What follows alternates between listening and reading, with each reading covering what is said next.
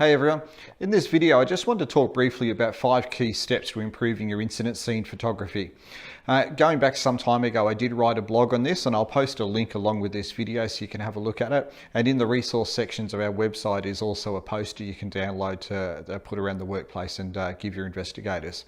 So the 5 key steps that we promote to people, the first one is make sure you capture the whole scene. So that includes any wide angle right through to mid-range and close-up incident shots.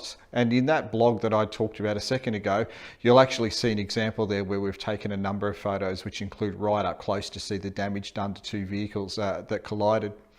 The next tip that we give people is make sure you capture the whole scene. So again, if you go back to that blog, you'll see that we've walked all the way around the scene taking photos. It just gives different perspectives and can show the whole picture in terms of what's happened. Mind the pun there about the pictures and photos. Always avoid disturbing the scene. So before you start moving things, make sure you take before and after photos. So that might be photos of controls and buttons and keys and product and other things like that. So always take before and afters. The next big one, make sure you take lots of notes of the photos. There's nothing worse than having a look through photos afterwards. It might be a couple of hours to a couple of days or even weeks later, and trying to remember exactly what that photo was and what it was you were actually trying to capture at the time. The last tip we give people is obviously just be very mindful of how the photos are going to be used. I'm always very cautious when I see reports that may include things like graphic photos.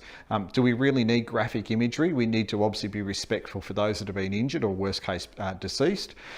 We also need to be mindful of the health and well-being of people that are likely to see that report, and that might be the intended audience but also unintended audience.